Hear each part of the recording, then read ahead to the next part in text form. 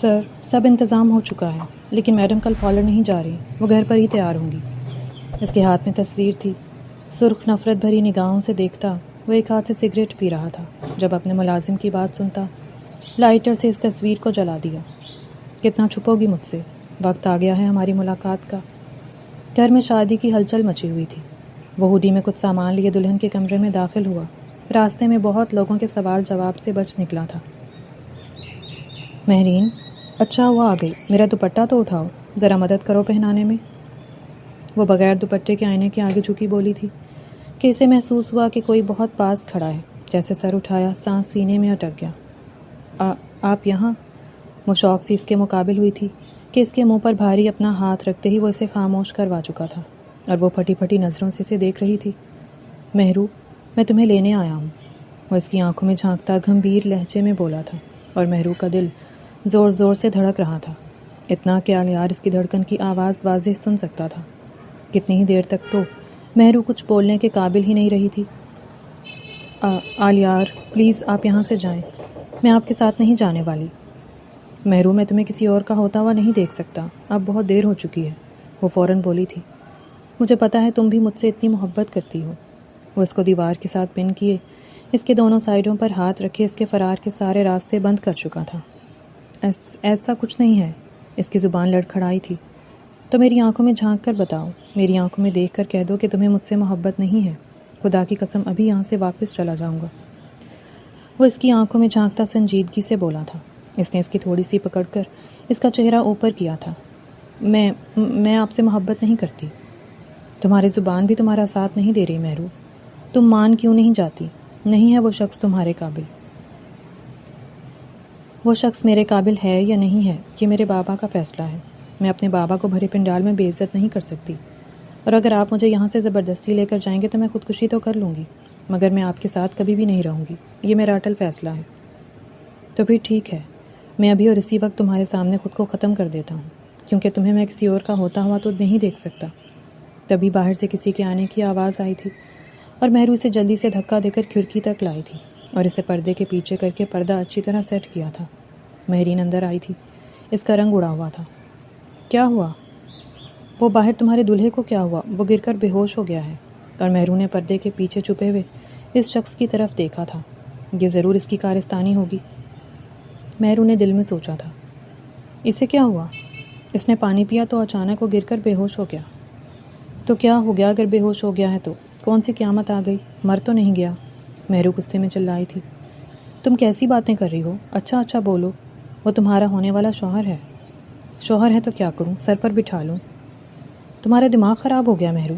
اس کی کزن مہرین کو اس پر غصہ آیا تھا۔ اوپر سے وہ تمہاری ساس اور کچھ اور سسرالی عورتیں بہت اول فول بک رہی تھیں۔ کیا بک رہی تھیں؟ وہ حیران ہوئی تھی۔ وہ کہہ رہی تھیں دلہن منحوس ہے اور اس طرح کی بہت ساری باتیں۔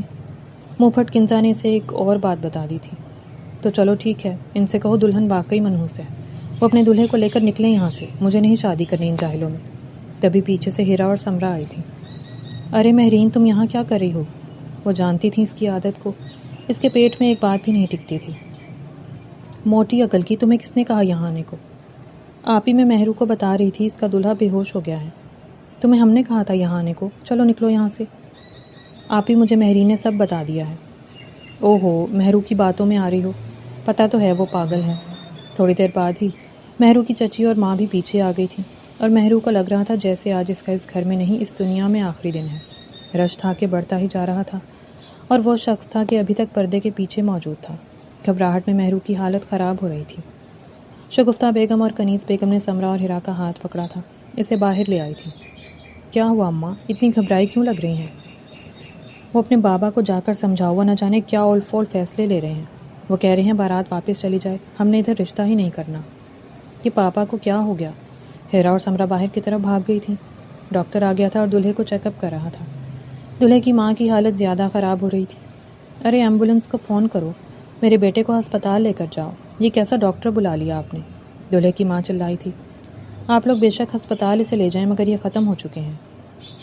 اور دلہے کی ماں نے تو چیخو پکار مچا دی تھی۔ جوان بیٹے کی موت کا سن کر ان کا تو دل صدمے سے پھٹا جا رہا تھا۔ شادی اور خوشی والا ماحول اچانک ہی صدمے میں بدل گیا تھا۔ دلہے کو گاڑی میں ڈال کر ہسپتال لے کر گئے تھے، آدھے سے زیادہ لوگ ہسپتال ہی چلے گئے تھے۔ کمرے میں جیسے سب لوگ واپس گئے، مہرو نے آگے بڑھ کر دروازے کو کنجی لگا دی تھی اور وہ بھی پردے کے پیچھے سے نکلا تھا۔ دیکھیں، خدا کا واسطہ آپ ابھی اسی وقت یہاں سے نکل جائیں۔ ہاں ہاں، میں تو جا رہا ہوں، لیکن تمہارے دلہے کی موت کی ابھی خبر آ جائے گی، گھبرانا نہیں۔ اور مہرو کو شوق لگا تھا۔ آپ اس کو قتل کروا رہے ہیں؟ قتل نہیں کروا رہا، چھوٹا سا پرینک کر رہا ہوں بس۔ تم اپنا دل چھوٹا مت کرنا، میں تمہارے ساتھ ہوں۔ اس کا گال تھپ تھپاتے وہ مسکراتا ہوا جانے لگا تھا جب پلٹ کر اس کی طرف آیا۔ اور ہاں، اس دفعہ تو تمہارا دلہا بچ جائے گا، اگلی دفعہ نہیں بچے گا۔ میرے علاوہ کوئی اور دلہا بن کر آیا تو جان سے جائے گا۔ ہاں تو اتنے گٹس ہیں تم میں تو خود دلہا بن کر آ جاؤ۔ اس طرح تمہارے ساتھ بھاگوں گی تو نہیں، مردوں کی طرح بارات لے کر آؤ گے تبھی تمہاری دلہن بنوں گی۔ وہ اس کی آنکھوں میں جھانکتی اعتماد سے بولی تھی۔ اس کا یہ اعتماد ہی تو اسے پسند تھا۔ تمہارا یہ سنگھار میرے لیے نہیں ہے، اس لیے خود پر کنٹرول کر کے کھڑا ہوں، ورنہ بندہ بشر ہوں، بہک بھی سکتا ہوں۔ چلو اپنا خیال رکھنا۔ وہ اس کو اللہ حافظ بولتا باہر نکل گیا تھا۔ ہر طرف افراتفری مچی ہوئی تھی، کسی کو کچھ پتہ نہیں چلا تھا۔ وہ آیا تھا اور چلا بھی گیا تھا۔ دلہے کو ایمبولینس میں شفٹ کر کے ایمرجنسی میں شفٹ کر دیا گیا تھا۔ ڈاکٹر ایمرجنسی میں موجود تھے، مگر یہ پہلا کیس تھا کہ ڈاکٹر ایمرجنسی میں ہوتے ہوئے بھی اتنے ریلیکس تھے، مریض کی طرف بھی وہ بالکل توجہ ہی نہیں دے رہے تھے۔ تبھی دروازہ کھلا تھا اور وہ چلتا ہوا آیا تھا۔ ہاں جی، کیا پروگریس ہے؟ وہ ڈاکٹر کو دیکھ کر چوئنگم چباتا ہوا لاپرواہی سے بولا تھا اور اسد نے اسے گھورا تھا۔ چول انسان، مجھے مصیبت میں ڈال کر کہاں دفع ہو گئے تھے؟ ارے کیا بکواس کر رہے ہو، میں کہاں دفع ہو گیا تھا، یہی ہوں تمہارے پاس۔ تم بتاؤ، یہ مر گیا یا زندہ ہے؟ مرے گا کیسے، بے ہوش ہوا ہے، اور میں نے وہاں سب کو کہہ دیا کہ مر گیا ہے۔ اب اس کے گھر والے باہر میرے اوپر حملہ کرنے والے ہیں، اور تم تھے کہ غائب تھے۔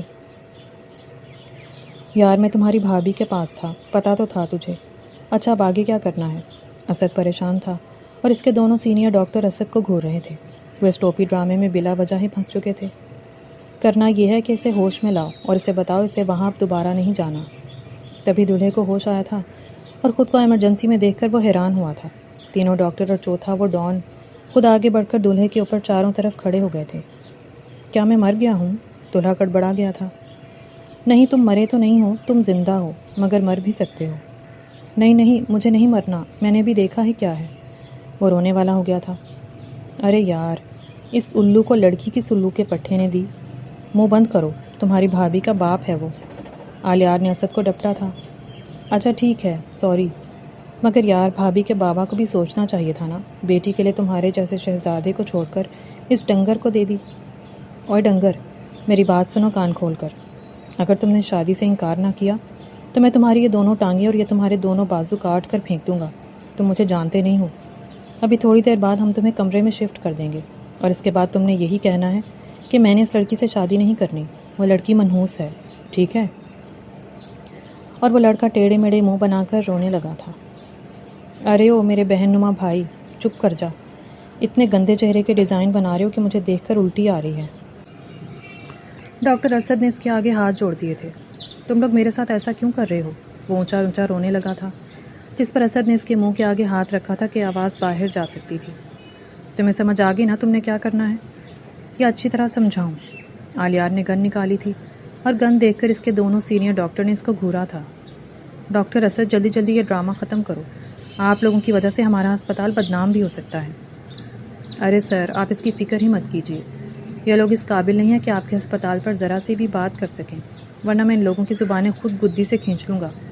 اور آپ کا بہت بہت شکریہ سر۔ آپ کا بھی شکریہ میڈم۔ اس نے ساتھ ہی کھڑی ڈاکٹر کمل کو مخاطب کیا تھا۔ مگر بیٹا، کچھ بھی ہو سکتا ہے، ہم تمہارے کہنے پر اس ڈرامے میں شامل تو ہو گئے ہیں، مگر کچھ نہیں، میں نے کہا نا آپ لوگوں کا نام کہیں بھی نہیں آئے گا، میں آنے ہی نہیں دوں گا۔ وہ جس راستے آیا تھا اسی راستے سے واپس چلا گیا تھا۔ تھوڑی دیر بعد ڈاکٹر صدیقی اور ڈاکٹر کمل باہر نکلے تھے اور انہوں نے دولہے کے گھر والوں کو خوشخبری سنا دی تھی کہ ان کا بیٹا زندہ سلامت ہے اور تھوڑی دیر بعد ان کو روم میں شفٹ کر دیا جائے گا، اور اس کو اچھی طرح سبق رٹوا کر روم میں شفٹ کر دیا تھا۔ اور وہ تو اب یہی بڑبڑا رہا تھا، مجھے مہرو سے شادی نہیں کرنی، یہ منحوس ہے۔ یہ خبر سب کے لیے خوشی تھی کہ دلہا زندہ بچ گیا ہے۔ سب لوگ اس کے کمرے میں شفٹ ہوتے ہی سے ملنے کے لیے آئے تھے، اور دلہے کی ماں تو اس کا ایک ایک نقش چوم رہی تھی۔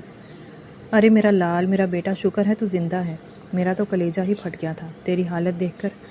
منحوس ڈاکٹر کہہ رہا تھا، اللہ معاف کرے اس کے منہ میں خاک۔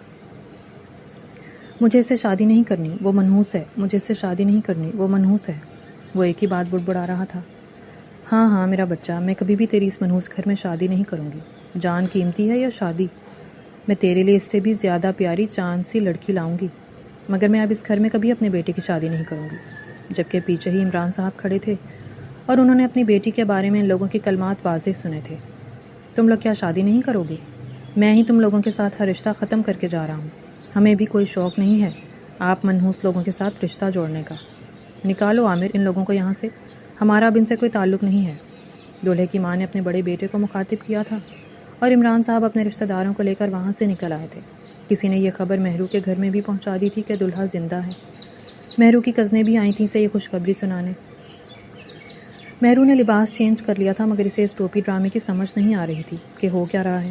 عمران صاحب نے گھر آئے مہمانوں کو کھانا کھلا دیا تھا اور اس کے بعد سب سے معذرت کر لی تھی۔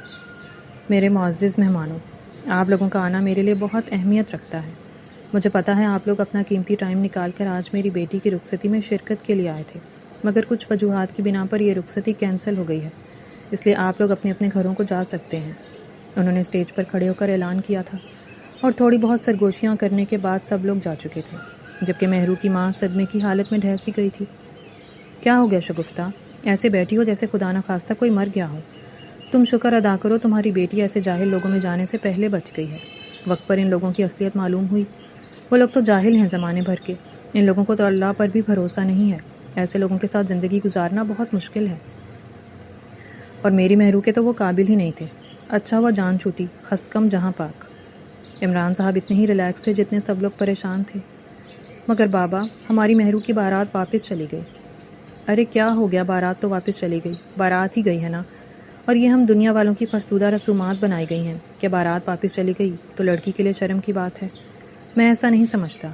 میں اپنی بیٹی کا رشتہ بہت اچھے اونچے اور گھرانے میں کر کے تم لوگوں کو دکھاؤں گا، سمجھے؟ اور اب سب لوگ کپڑے بدلو اور یہ سب صفائی وغیرہ کرو اور کھانا لگاؤ۔ میں نے کھانا نہیں کھایا، بلکہ سب مل کر کھانا کھاتے ہیں۔ میں مہرو سے مل کر آتا ہوں۔ انہوں نے دروازہ نوک کیا تھا۔ مہرو نے اجازت دی تھی تو وہ اندر آئے تھے اور مہرو اپنے بابا کو دیکھ کر اچھل کر بیڈ سے کھڑی ہو گئی تھی۔ بابا آپ؟ ہاں میرا بچہ۔ میں کیوں؟ میں تمہارے پاس نہیں آ سکتا؟ کیسی ہو؟ انہوں نے آگے بڑھ کر بیٹی کو گلے سے لگایا تھا اور اس کا ماتھا چوما تھا۔ میں ٹھیک ہوں بابا، آپ کیسے ہیں؟ میں بھی بالکل ٹھیک ہوں۔ مہرو، آج جو کچھ بھی ہوا تمہیں اس پر کوئی اعتراض تو نہیں ہے؟ تمہارے دل میں کوئی شکوہ تو نہیں ہے بابا کے خلاف؟ ارے نہیں بابا، آپ کے خلاف بھلا شکوہ کیسے ہو سکتا ہے؟ اللہ معاف کرے، میرا بچہ بہت بہادر ہے، اور بیٹا بالکل صحیح ہوا جو ہوا، مجھے کوئی افسوس نہیں ہے اور تمہیں بھی نہیں ہونا چاہیے۔ میرا بہادر، میرا شیر بچہ ہو تم۔ گھر والے جو بھی کہیں مگر تم نے کسی بات پر افسوس نہیں کرنا، ٹھیک ہے؟ بلکہ شکر ادا کرنا ہے اللہ کا، ٹھیک ہے؟ جی بابا، میں تو خوش ہوں، اور اللہ تعالیٰ جو بھی کرتے ہیں بندے کے لیے اچھا ہی کرتے ہیں، اس میں بھی ہمارے لیے کوئی مصلحت ہوگی۔ بالکل، تمہاری بات ٹھیک ہے۔ تو اب کھانا کھاتے ہیں؟ میں نے تو صبح سے کچھ نہیں کھایا، اسی بھاگ دوڑ میں، ان جاہلوں کی مہمان نوازی میں لگا رہا۔ اور مہرو کی ایک بہت بڑی ٹینشن تھی جو ختم ہو گئی تھی۔ وہ اپنے بابا کو لے کر ہی پریشان تھی، اور اس کے بابا جب اتنے ریلیکس تھے تو پھر مسئلہ ہی کوئی نہیں تھا۔ وہ باپ بیٹی دونوں ایک دوسرے کا ہاتھ تھامے چہکتے ہوئے باہر آئے تھے اور گھر والے ان دونوں کو دیکھ کر ان کو پاگل سمجھ رہے تھے۔ حد ہو گئی عمران صاحب، آپ دونوں تو کوئی انوکھی دنیا سے آئے ہیں، ہم سب اتنے صدمے میں ہیں، اور آپ دونوں باپ بیٹی کیسے چہک رہے ہیں؟ کیوں ماما، آپ کیوں اتنی صدمے میں ہیں؟ ہاں جی، میں دلہن بنی تھی، میں بہت پیاری لگ رہی تھی، میں نے تصویریں بھی لی ہیں اور اس کے بعد میں نے چینج کر لیا۔ اماں، کیا ہو گیا کہ اتنی چھوٹی سی بات کو سر پر سوار کریں؟ اور ویسے بھی مجھے وہ الو کا پٹھا بالکل پسند نہیں تھا، آپ نے اور چچی جان نے اسے پسند کیا تھا، مجھے تو وہ زہر لگتا تھا انجینئر۔ ماما نے اسے گھورا تھا۔ وہ سائڈ سے ہو کر کمرے میں چلی گئی تھی۔ ارے ماما تو ناراض ہی ہو گئی۔ ارے چھوڑو، رہنے دو، اب ہم کھانا کھاتے ہیں، اس کو ایک دن تو لگے گا نا صدمے سے باہر آتے۔ آفٹر آل اتنے ذہین داماد سے ان کو ہاتھ دھونا پڑا ہے۔ عمران صاحب ہنستے ہوئے ٹیبل کی طرف بڑھ گئے تھے، جبکہ کنیز بی بی ڈائننگ ٹیبل پر چپ چاپ بیٹھی ہوئی تھی۔ کھانا کیوں نہیں کھا رہے تم عدنان؟ عمران صاحب نے اپنے چھوٹے بھائی کو مخاطب کیا تھا۔ بھائی صاحب کھا رہے ہیں بس، مجھے سمجھ نہیں آ رہا یہ کیا ہو رہا ہے، ایسا نہیں ہونا چاہیے تھا بھائی جان، ایسا نہیں ہونا چاہیے تھا، آپ کو ان سے بات کرنی چاہیے تھی۔ عدنان، بہتر ہے کہ تم چپ کر جاؤ اور چپ کر کے کھانا کھاؤ، ہر ٹینشن کو ختم کر دو۔ میں ہوں نا بیٹھا ہوا، جب تک میں زندہ ہوں تم لوگوں کو کسی قسم کی کوئی ٹینشن لینے کی ضرورت نہیں ہے۔ اور کنیز بیگم منہ پر ہاتھ رکھ کر رونے لگی تھی۔ مہرو اٹھ کر ان کے پاس آئی تھی۔ چچی جان کیا ہو گیا آپ کو، کیوں رونے لگی ہیں؟ مہرو، یہ میرے توسط سے رشتہ آیا تھا، مجھے نہیں پتا تھا وہ اتنے گھٹیا لوگ ہوں گے، ان کی ذہنیت اتنی گھٹیا ہوگی۔ مجھے تو لگا تھا لڑکا اتنا قابل ہے، پڑھا لکھا ہے، گولڈ میڈلسٹ ہے، ہماری مہرو کے ساتھ جچے گا بھی۔ تم خود بھی تو اتنی ذہین پتین ہو، میں نے تو تمہارے لیے اچھا ہی سوچا تھا۔ مجھے پتا ہے چچی جان، آپ نے میرے لیے اچھا ہی سوچا تھا، اور یہ تو اللہ کے کام ہے نا، آپ اپنے دل سے ہر بات نکال دیں، میرے دل میں آپ کے لیے کچھ بھی نہیں ہے۔ آپ میری ماما جیسی ہیں، بلکہ ان سے بھی بڑھ کر ہیں۔ وہ دیکھیں، وہ تو ناراض ہو کر چلی گئی ہیں، آپ ہی تو بیٹھی ہیں میرے ساتھ۔ اچھا آنسو صاف کریں اور کھانا کھاتے ہیں۔ عمران صاحب نے سب کو ہی ڈانٹ کر چپ کروا دیا تھا۔ اس وقت سب لوگ ہی خاموشی سے کھانا کھا رہے تھے، بس مہرو اور عمران صاحب کی وقفے وقفے سے آواز سنائی دے رہی تھی، باقی سب تو ایسے تھے جیسے سانپ سونگ گیا ہو۔ عمران اور عدنان دو بھائی تھے، ان دونوں کے گھر تو الگ الگ تھے مگر بالکل ساتھ تھے، درمیان والی دیوار میں آنے جانے کے لیے راستہ بھی رکھا گیا تھا۔ دونوں بھائیوں کی دوستی مثالی تھی، اور اس میں سب سے بڑا ہاتھ عمران صاحب کا اور ان کی بیوی شگفتہ بیگم کا تھا۔ عمران صاحب کے والدین چونکہ ان کی شادی کے 1 سال بعد وفات پا گئے تھے، تو انہوں نے اپنے چھوٹے بھائی اور بہن نادیہ کی شادیاں خود کی تھیں، اور شادی کے 6 ماہ بعد انہوں نے عدنان کو الگ کر دیا تھا۔ انہوں نے اپنے چھوٹے بھائی عدنان کو اچھا خاصا بزنس کا سیٹ اپ کر کے دیا تھا، اور ان کے والد نے جو گھر کے ساتھ ایک دوسرا پلاٹ لیا ہوا تھا، وہاں پر انہوں نے بالکل اپنے جیسا بلکہ اپنے سے بھی بڑھ کر خوبصورت گھر بنا کر دیا تھا۔ عدنان صاحب کی خواہش تھی کہ وہ اپنے بھائی کے ساتھ رہیں، مگر عمران صاحب نے سمجھداری کا مظاہرہ کیا تھا اور انہوں نے جلد ہی اپنے بھائی کو الگ کر دیا تھا۔ اور یہی وجہ تھی کہ ان دونوں بھائیوں میں اور آگے دیورانی جیٹھانی میں بھی کبھی کسی معاملے کو لے کر انبن نہیں ہوئی تھی، بلکہ دونوں کی آپس میں خوب دوستی تھی۔ عمران صاحب کے 4 بچے تھے، بڑا بیٹا اذان، اس سے چھوٹا آلیان تھا، پھر مہرو تھی، اور اس سے چھوٹا افنان تھا، جبکہ عدنان صاحب کے 3 بچے تھے، ان کی 2 بیٹیاں تھیں، بڑی ہیرا تھی اور چھوٹی سمرہ تھی، اور اس کے بعد چھوٹا عاشر تھا۔ ہیرا کی شادی آلیان سے ہوئی تھی اور سمرہ کی اذان کے ساتھ شادی ہو چکی تھی، جبکہ عاشر ابھی پڑھ رہا تھا۔ کنیز بی بی کی بڑی خواہش تھی کہ مہرو ان کی بہو بنتی، وہ ہمیشہ کہتی تھی کاش میرا عاشر مہرو سے چھوٹا نہ ہوتا تو میں مہرو کو اپنی بہو بنا لیتی۔ اس بات پر مہرو خوب چچی کا مذاق اڑاتی تھی، کیونکہ مہرو سے عاشر پورے 8 سال چھوٹا تھا۔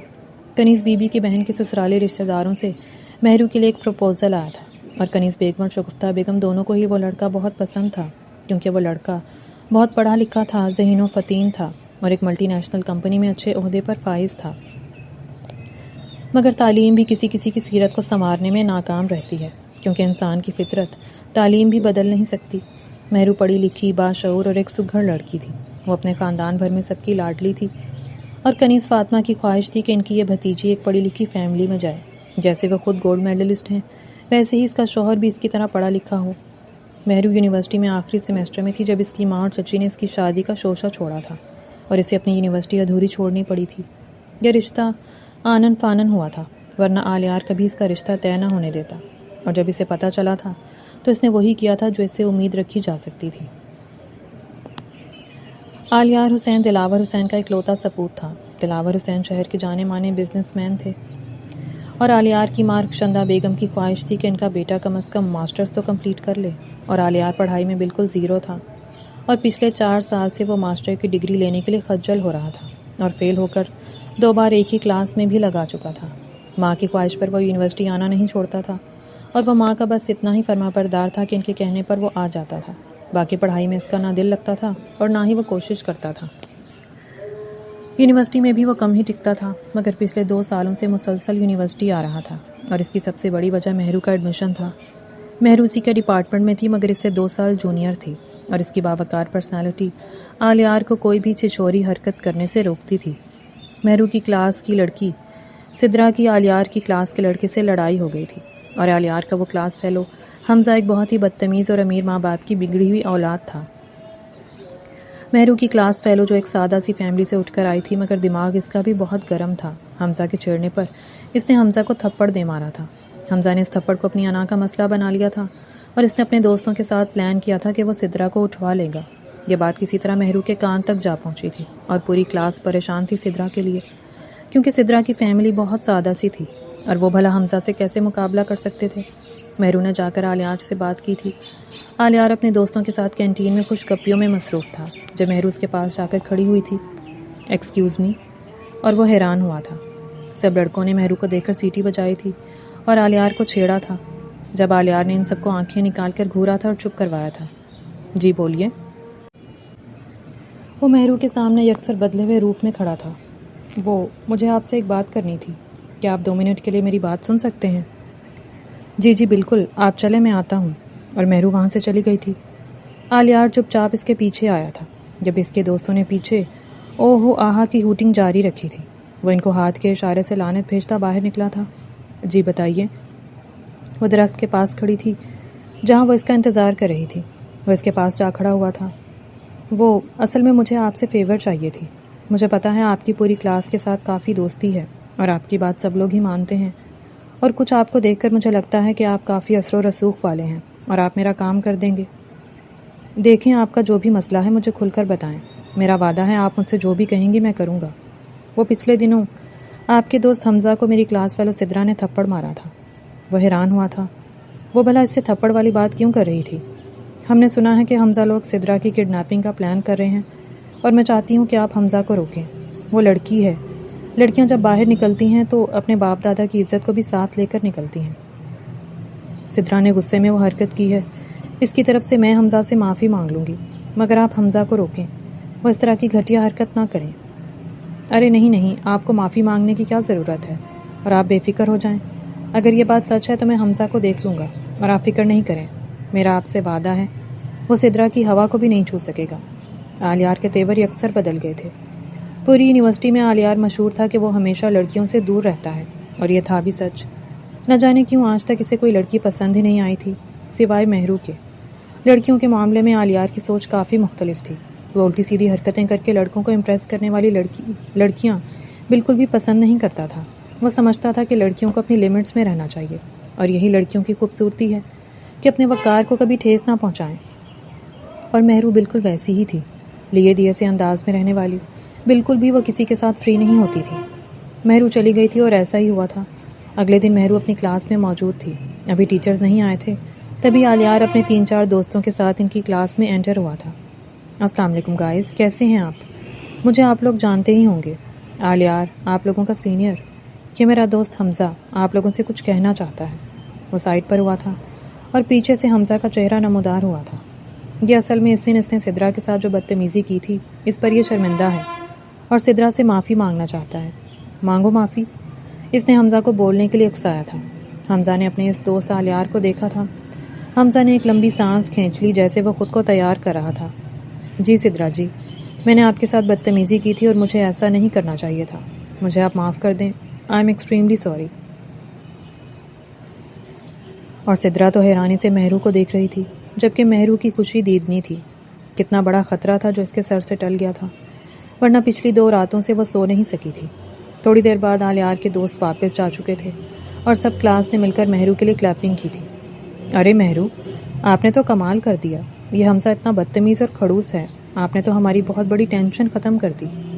ارے نہیں، اس بات کا سارا کریڈٹ آلیار کو جاتا ہے، اسی کے کہنے پر حمزہ نے ہم سے معافی مانگی، ورنہ تم لوگ جانتے ہو حمزہ کا کیریکٹر کیسا ہے۔ اور سدرا، آج کے بعد تم نے بھی اپنی لمٹس میں رہنا ہے، بہت جلد تمہارا پارا ہائی ہو جاتا ہے۔ بلکہ میرے خیال میں باہر آ کر ہر لڑکی کو ہی اپنی حد میں رہنا چاہیے۔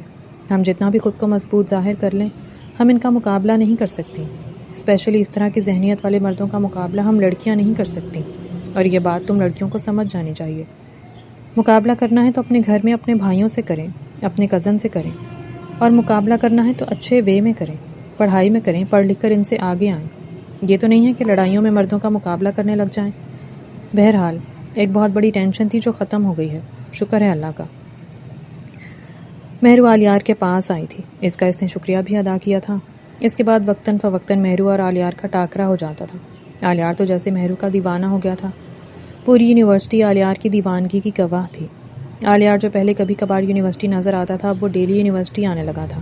پڑھائی تو وہ اب بھی نہیں کرتا تھا، بس مہرو کو دیکھنے آتا تھا، اور جس دن وہ نہیں آتی تھی اس دن وہ صبح ہی آفس چلا جاتا تھا۔ نہ جانے کیا ہوا تھا کہ پچھلے 1 ہفتے سے مہرو یونیورسٹی نہیں آئی تھی۔ آلیار نے اپنے خاص بندے کو مہرو کے بارے میں پتہ کرنے کے لیے بھیجا تھا، اور جو خبر اسے ملی تھی وہ حیران رہ گیا تھا۔ مہرو کی شادی تھی، وہ بھی اتنی اچانک۔ 3 ماہ پہلے اس کا رشتہ پکا ہوا تھا۔ آلیار کے تو جیسے سر پر 7واں آسمان گر پڑے تھے۔ وہ بھلا مہرو کو کسی اور کا ہوتا ہوا کیسے دیکھ سکتا تھا؟ اس نے مہرو کے نمبر پر کال کی تھی، مگر اس کا نمبر بند تھا۔ کل مہرو کی بارات تھی اور اسے جو بھی کرنا تھا آج ہی کرنا تھا، اور پھر اس نے آنن فانن اپنا پلان ترتیب دیا تھا اور اپنے دوست اسد کو اس پلان میں اپنے ساتھ شامل کر لیا تھا۔ اسد تو اس کے اس پلان کا سنتے ہی ڈر گیا تھا، مگر اس نے زبردستی اس کو اپنے ساتھ شامل کر لیا تھا، اور اسد بیچارے کے پاس کوئی چارہ بھی نہیں تھا، اور کسی حد تک وہ اپنے پلان میں کامیاب بھی ہو چکا تھا۔ اسد تو اس کے اس پلان کا سنتے ہی ڈر گیا تھا، مگر اس نے زبردستی اس کو اپنے ساتھ شامل کر لیا تھا، اور اسد بیچارے کے پاس کوئی چارہ بھی نہیں تھا، اور کسی حد تک وہ اپنے پلان میں کامیاب بھی ہو چکا تھا۔ وہ آیا تو مہرو کو اغوا کرنے تھا، مگر جانتا تھا اغوا کرنے کا کوئی فائدہ نہیں ہے۔ وہ مہرو کو حاصل نہیں کرنا چاہتا تھا، وہ اسے پانا چاہتا تھا، اس کے دل کی رضامندی کے ساتھ۔ اس لیے اسے عین وقت پر اپنا پلان چینج کرنا پڑا تھا، اور اس نے اس دلہے کو ہی ڈرا دھمکا کر بھگا دیا تھا، اور یہ آئیڈیا بھی اسد کا ہی تھا کہ اغوا کر کے وہ معاملہ خراب کر لے گا۔ اگلے دن مہرو یونیورسٹی چلی گئی تھی۔ یونیورسٹی میں اس کے اتنا کوئی خاص قریبی دوست نہیں تھا، اس لیے یونیورسٹی میں اس نے کسی کو بتایا بھی نہیں تھا کہ اس کی شادی ہے۔ اتنے دنوں کی غیر حاضری کے بعد اس کی کلاس نے اسے دیکھا تھا تو سب حیران ہوئے تھے۔ اس نے اپنے کزن کی شادی کا بہانہ بنا دیا تھا۔ ارے تم نے ہمیں نہیں بتایا تھا، چلو آلیار کو ہی بتا دیتی، وہ تمہارے پیچھے دیوانہ ہوا پھرتا تھا۔ سدرا اس کے قریب آ کر اونچی آواز میں بولی تھی، اور وہ سٹ پٹا کر ادھر ادھر دیکھنے لگی تھی۔ پوری کلاس کے چہروں پر دھیمی دھیمی مسکراہٹ تھی۔ یہ سچ کہہ رہی ہے مہرو، وہ روز یہاں آتا تھا اور اس کی حالت پاگلوں جیسی ہوئی پڑی تھی۔ ہمیں تو لگتا ہے وہ تمہیں بس ایک نظر دیکھنے آتا ہے۔ پڑھتا کب ہے؟ 2 سالوں سے ایک ہی کلاس میں رل رہا ہے۔ میں نے تو سنا ہے اپنی ماں کی خواہش پوری کرنے کے لیے وہ یونیورسٹی آتا ہے، اور اب شاید اپنے دل کی۔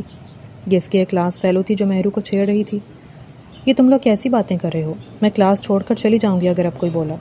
اس کو غصہ آیا تھا، وہ اٹھ کر باہر چلی گئی تھی۔ سدرا اس کے پیچھے بھاگی تھی، مگر مہرو کافی آگے نکل چکی تھی۔ تبھی سامنے سے آلیار آیا تھا۔ آلیار نے اسے دیکھ کر اسے اسمائل پاس کی تھی۔ اس پر مہرو نے اسے گھورا تھا۔ سدرا تو آلیار کو دیکھتی واپس مڑ گئی تھی۔ شکر ہے یار، تمہاری شکل تو دیکھنے کو ملی۔ جتنے دنوں سے تم یونیورسٹی نہیں آ رہی تھی، یونیورسٹی مجھے کاٹ کھانے کو دوڑ رہی تھی۔ خدا کی قسم، ایک دن بھی نہیں آیا میں یونیورسٹی۔ اچھا بتاؤ پھر میرا پلان کیسا لگا؟ وہ اس کے سامنے ڈھیٹوں کی طرح مسکرا رہا تھا، جبکہ مہرو اسے کھا جانے والی نظروں سے دیکھ رہی تھی۔ آپ کو شرم نہیں آتی؟ آپ نے جو کچھ کیا، آپ کو اندازہ ہے میرے لیے کتنی بڑی مصیبت کھڑی کر دی ہے؟ لوگ طرح طرح کی باتیں کر رہے ہیں اور آپ میری بے عزتی کروا کر خوش ہو رہے ہیں۔ آپ نے میری شادی توڑوائی ہے، اس کا مطلب سمجھتے ہیں نا آپ؟ یار مجھے پتا ہے میں نے غلط کیا ہے، مگر مجھے بتاؤ میں کیا کرتا؟ ایک بات بتاؤ، کیا کہیں سے بھی وہ تمہارے جوڑ کا لگتا ہے؟ وہ اس کے سامنے کچھ زیادہ ہی شوخا ہو رہا تھا، جس پر مہرو کو غصہ آیا تھا۔ پڑھا لکھا گولڈ میڈلسٹ ہے، بالکل میری طرح، آپ کی طرح نہیں۔ اس نے اسے کرارا جواب دیا تھا۔ انسان کے پاس ڈگری کے علاوہ اور بھی بہت ساری کوالٹیز ہونی چاہیے جو اس میں نہیں ہیں۔ ڈگری کا کیا ہے، وہ تو کوئی بھی لے سکتا ہے۔ مہرو اس کی سائڈ سے ہو کر آگے جانے لگی تھی، جبکہ آلیار اس کے پیچھے آیا تھا۔ اب آپ میرے پیچھے کیوں آ رہے ہیں؟ وہ رکی تھی، آلیار بھی رکا تھا۔ پلیز مجھے ایک دفعہ بیٹھ کر آپ سے بات کرنی ہے۔ اور مجھے آپ سے کوئی بات نہیں کرنی، وہ غصے سے بولی تھی اور آگے چلتی جا رہی تھی۔ مہرو پلیز صرف ایک دفعہ دیکھو، ادھر ایک کیفے ہے، وہاں کی کافی بہت اچھی ہے، ہم وہاں بیٹھ کر کافی بھی پئیں گے اور باتیں بھی کریں گے۔ اور میں ایسا کچھ کس خوشی میں کروں گی؟ وہ رک گئی تھی اور سینے پر بازو باندھے اسے گھور کر دیکھنے لگی تھی۔ کیونکہ مجھے آپ سے بہت ساری باتیں کرنی ہیں۔ کیوں؟ آپ میرے ماموں زاد ہیں جو آپ نے میرے ساتھ باتیں کرنی ہیں۔ یار ہم دوست ہیں مہرو۔ دوست؟ آپ میرے کب سے دوست ہو گئے؟ وہ حیرانی سے بولی تھی۔ یاد کرو تمہاری اس دوست کا معاملہ میں نے کیسے حل کروایا تھا۔ میں نے اپنے دوست حمزہ کو تمہاری دوست کی وجہ سے پیٹا بھی تھا۔ یار کچھ تو شرم کر لو، بڑے ہی کوئی بے شرم ہیں آپ، ایک احسان کر کے جتا رہے ہیں۔ ہاں تو اگر تم میری بات نہیں مانو گی تو میں تو احسان کر کے جتاؤں گا۔ چلو ایسے ہی سمجھ لو، احسان کا بدلہ چکا دو۔ 2 منٹ کے لیے میری بیٹھ کر بات سن لو، ورنہ میں تو نہیں جانے والا، اور تم جانتی ہو میں نہیں جاؤں گا۔ مہرو ضد چاہ چکی تھی۔ ٹھیک ہے 2 منٹ ہیں آپ کے پاس، آ جانا، میں انتظار نہیں کروں گی۔ وہ اپنی گاڑی میں بیٹھتی چلی گئی تھی۔ جبکہ آلیار فوراً اپنی گاڑی کی طرف بھاگا تھا اور اس سے پہلے کیفے کے دروازے میں کھڑا تھا۔ وہ آگے پیچھے چلتے ہوئے ایک قدرے کونے میں رکھی ٹیبل پر آ بیٹھے تھے۔ اب بتائیں کیا بات کرنی ہے؟ پہلے کافی تو پی لیں، میں نے تو ناشتہ بھی نہیں کیا۔ مجھے یقین تھا تم یونیورسٹی آؤ گی، اس لیے میں تو اندھا دھند بس چینج کر کے یونیورسٹی کے لیے بھاگا ہوں۔ بیٹھو نا پلیز، ناشتہ کرتے ہیں۔ اس نے ناشتہ آرڈر کیا تھا۔ مہرو چپ چاپ اس کی کارروائی دیکھتی رہی تھی۔ دیکھیں آلیار صاحب، آپ نے جو کچھ کیا اس کے بارے میں نے گھر میں کسی کو نہیں بتایا، کیونکہ میں اپنے بابا کو یا بھائیوں کو بتا دیتی تو آپ سوچ نہیں سکتے کہ آپ کے ساتھ کیا ہو سکتا تھا۔ 4 بھائیوں کی اکلوتی بہن ہوں، اس کا مطلب پتہ ہے آپ کو؟ اور اس کے منہ کی طرف جاتا نوالا اس کے ہاتھ میں ہی اٹک گیا تھا۔ وہ خوشگوار حیرت سے اس کی طرف دیکھ رہا تھا اور جیسے کھو سا گیا تھا۔ پھر سے کہنا؟ اور مہرو سٹ پٹائی تھی۔ کیا کہوں پھر سے؟ کانوں میں کیا روئی ڈالی ہوئی ہے جو میری بات سمجھ نہیں آ رہی؟ میں کتنی اہم بات کر رہی ہوں اور آپ میری بات دھیان سے سن ہی نہیں رہے۔ وہ غصہ ہوئی تھی۔ نہیں مہرو، ابھی آپ نے میرا نام لیا، ایک دفعہ پھر سے بولے نا پلیز۔ اگر آپ اس طرح کی بیہودہ باتیں کریں گے تو میں چلی جاؤں گی۔ اچھا ٹھیک ہے، میں اب کچھ نہیں بولتا، تم بولو۔ وہ پھر سے رغبت سے ناشتہ کرنے لگا تھا اور مہرو کو لگ رہا تھا جیسے وہ یہاں آیا ہی ناشتہ کرنے کے لیے ہے۔ وہ اٹھ کر جانے لگی تھی جب آلیار نے اسے روکا تھا۔ میں ناشتہ کر چکا ہوں، قسم سے بہت بھوک لگی تھی اور تمہاری موجودگی میں یہ ناشتہ بہت لذیذ لگ رہا تھا۔ چلو اب بات کرو، اب میں پوری توجہ سے سن رہا ہوں۔ آپ ایسا کیوں کر رہے ہیں؟ وہ سیدھی مدعے پر آئی تھی۔ کیا تم نہیں جانتی میں ایسا کیوں کر رہا ہوں؟ مہرو، میں تم سے محبت کرتا ہوں، مگر میں آپ سے محبت نہیں کرتی، اور یہ محبت کرنے کا کون سا انداز ہے؟ میری شادی توڑوا دی آپ نے۔ یار، کیا رکھا ہے اس گدھے الو کے پٹھے انجینئر میں جو تم اتنا پاگل ہو رہی ہو اس پر؟ کیا کمی ہے مجھ میں؟ خوبصورت ہوں، تمہاری پوری یونیورسٹی کی لڑکیاں مجھ پر مرتی ہیں، مگر میں نے آج تک کبھی کسی کو آنکھ اٹھا کر نہیں دیکھا۔ ایسا لڑکا چراغ لے کر بھی ڈھونڈو گی نا تو نہیں ملے گا۔ وہ سیانی عورتوں کی طرح ہاتھ نچا کر اسے اپنے فن گنوا رہا تھا، جس پر اسے ہنسی آ گئی تھی، اور اس کی ہنسی کی جھنکار میں آلیار پھر سے کھو گیا تھا۔ ایسے ہی ہنستی رہا کرو، بہت پیاری لگتی ہو تم۔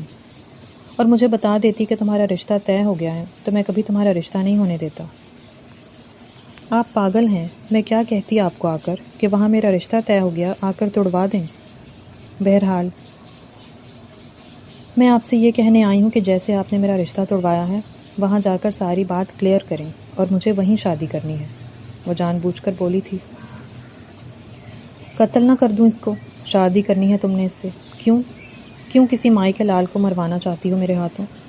سچ کہہ رہا ہوں مہرو جی، میں اسے مار دوں گا، اور اس کے بعد میں آپ کو مار دوں گی۔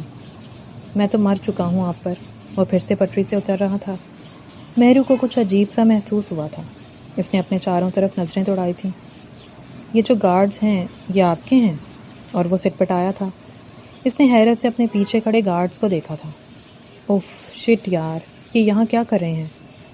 یار یہ بابا نے ان کی ڈیوٹی لگائی ہوئی ہے میری پہرے داری کے لیے۔ اچھا میں ہٹاتا ہوں ان کو۔ اس نے کال کی تھی اور گارڈز کو بھگایا تھا۔ ایسی حرکتیں کیوں کرتے ہو؟ پھر گارڈز رکھنے پڑے۔ وہ جب فون سے فارغ ہوا تو وہ اسے ڈانٹتے ہوئے بولی تھی۔ اچھا کہا نا سوری، آج کے بعد نہیں آئیں گے۔ اور اس کے گارڈز حیران ہو رہے تھے اپنے باس کو دیکھ کر۔ ان کا شیر باس اس لڑکی کے سامنے کیسے بھیگی بلی بن جاتا تھا، اور وہ گارڈ چپ چاپ وہاں سے نکل کر باہر آ کر کھڑے ہو گئے تھے۔ آلیار کی بس اتنی ہی سنتے تھے، کیونکہ ان کو دلاور حسین نے رکھا ہوا تھا، اور دلاور حسین کا کہنا تھا کہ وہ آلیار کا سایہ بن کر رہیں۔ ان کے ایک گارڈ ظفر نے دلاور حسین کو کال کی تھی اور صورتحال سے آگاہ کر دیا تھا۔ تھوڑی دیر بعد دلاور کی کال آ گئی تھی۔ لو جی لگ گئی شکایت، تمہارے سسر صاحب کی کال آ گئی۔ اور مہرو کو غصہ آیا تھا۔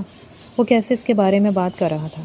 اس سے پہلے کہ وہ کچھ بولتی وہ کال ریسیو کرتا فون کان سے لگا گیا تھا۔ جی بابا کیسے ہیں آپ؟ جی وہ اصل میں آپ کی بہو کو ایسے پسند نہیں ہے، تو اس لیے میں نے گارڈز کو کہا کہ وہ چلے جائیں۔ کیا آپ کی بات کرواؤں؟ اچھا یہ لیں بات کریں۔ اور اس نے فون مہرو کو پکڑا دیا تھا، اور اسے سمجھ نہیں آ رہا تھا کہ وہ اب کیا بولے۔ بات کرو بابا سے، بلکہ میں فون سپیکر پر لگا دیتا ہوں۔ بابا کا کیا پتہ، تمہیں میرے خلاف ہی بھڑکانا شروع کر دیں۔ وہ اپنے باپ کے بارے میں کیسے بات کر رہا تھا؟ مہرو کو غصہ آیا تھا۔ السلام علیکم بیٹا، کیسی ہو آپ؟ اسپیکر سے آواز گونجی تھی۔ جی انکل میں بالکل ٹھیک ہوں، آپ کیسے ہیں؟ میں بالکل ٹھیک ہوں بیٹا، اصل میں مجھے آپ سے معذرت کرنی تھی، میرے جاہل بیٹے نے بہت غلط کیا جو بھی کیا، اس کے لیے میں آپ سے شرمندہ ہوں۔ جی انکل، مجھے بھی آپ سے یہی بات کرنی تھی۔ اور وہ مہرو کو حیرانی سے دیکھ رہا تھا۔ اس نے بھلا میرے بابا سے کیا بات کرنی تھی؟ وہ بڑبڑایا تھا۔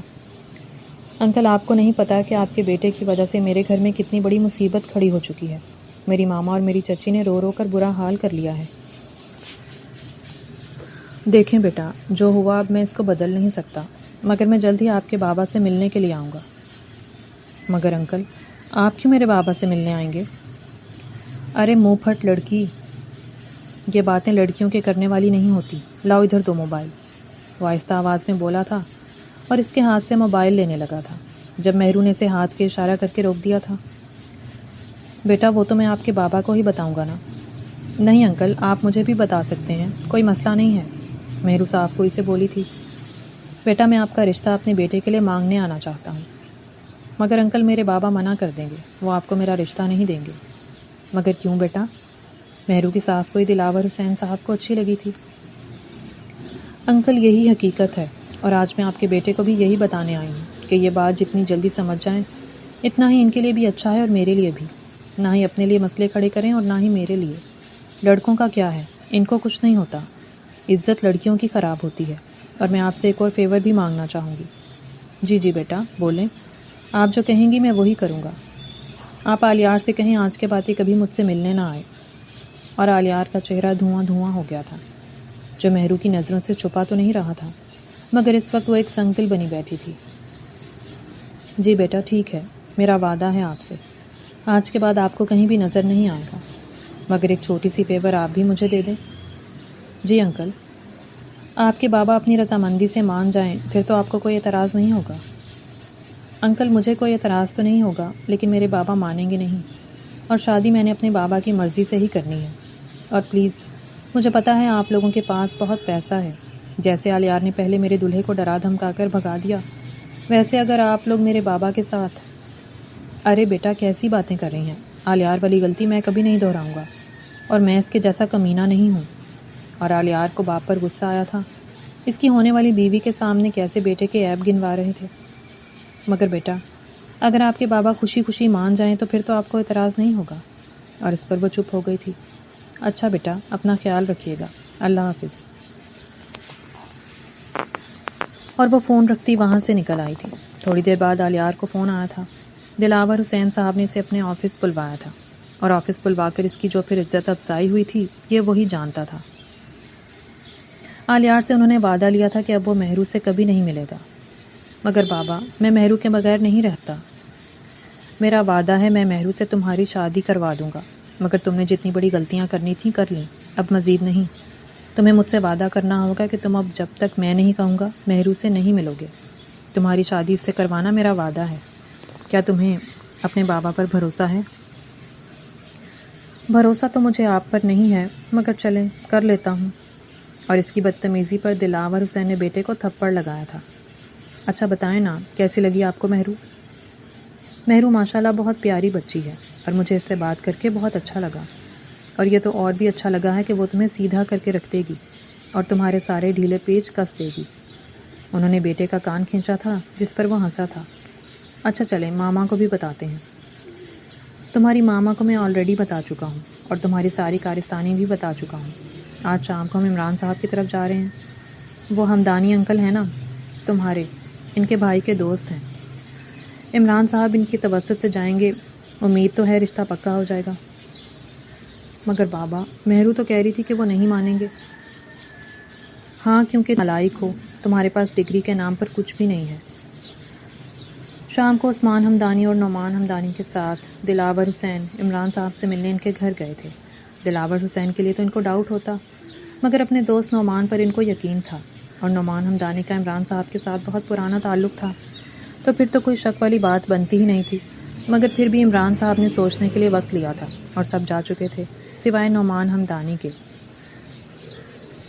دیکھو عمران، بھائی صاحب کی دوستی بہت پرانی ہے، میں بھی ان کو بہت اچھی طرح جانتا ہوں، بہت اچھے انسان ہیں، اتنا پیسہ ہونے کے باوجود بھی بڑے عاجز اور نیک دل انسان ہیں، اور ان کے بیٹے کو میں اچھی طرح جانتا ہوں۔ پڑھنے لکھنے میں ذرا کم ہی ہے، بس ماں باپ کے لیے کھانا پوری کے لیے پڑھنے جاتا ہے۔ بزنس میں بہت اچھا ہے، بڑا ذہین ہے، میں اسے 2-3 دفعہ ملا ہوں اور بڑا اچھا بچہ ہے.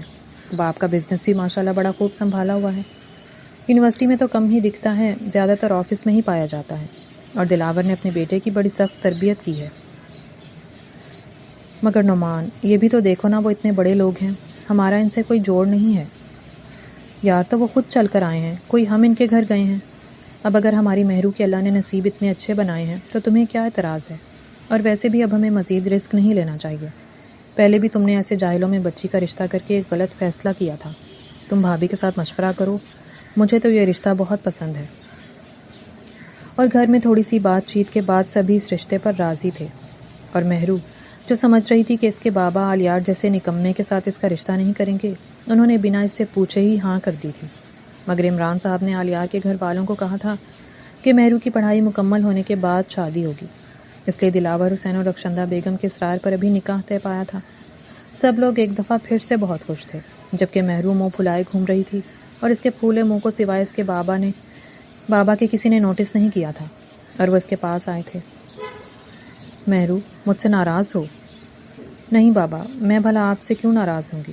مجھے پتہ ہے بیٹا، میں نے آپ کی اجازت کے بنا اتنا بڑا فیصلہ کیا، مگر مجھے جو اچھا لگا میں نے وہی کیا. جی بابا، مجھے پتہ ہے آپ میرے بارے میں کبھی کچھ غلط سوچ ہی نہیں سکتے، اور آپ کو پورا حق ہے میری زندگی کے بارے میں فیصلہ کرنے کا. جیتی رہو بیٹا. وہ چلے گئے تھے اور پھر ایجاب و قبول کے بعد اسے آلیار کے ساتھ بٹھا دیا گیا تھا. کیسی ہو؟ اس کے کان کے پاس سرگوشی کر گیا تھا. میں تو ٹھیک ہوں، اپنا خیال رکھیے گا. وہ بھی اسی کی طرح دھیمی آواز میں بولی تھی. کیوں؟ مجھے کیا ہونا ہے؟ آپ کو نہیں پتہ میں منحوس ہوں، اور مجھ سے شادی کرنے والے لڑکے مر مرا بھی جاتے ہیں. اور اس کی اس بات پر آلیار کھل کھلا کر ہنسا تھا. تمہاری نحوست پر آلیار حسین دل و جان سے قربان ہے. وہ اس کو دیکھتا ہوا شوخی سے بولا تھا، اور وہ جھینپ کر نظریں جھکا گئی تھی. یہ کہانی صرف محبت کی نہیں بلکہ شعور، تربیت، عزت اور فیصلوں کے درمیان الجھے ہوئے جذبات کی کہانی تھی. مہرو کا کردار سب سے مضبوط محسوس ہوا، جس نے ہر مشکل لمحے میں اپنے وقار، اپنے باپ کی عزت اور اپنی حدود کو نہیں چھوڑا. جبکہ آلیار کی محبت شدت سے بھری ضرور تھی، مگر کئی جگہوں پر اس کی ضد، طاقت کا غلط استعمال اور جذبات میں حد سے بڑھ جانا قابل تنقید بھی رہا.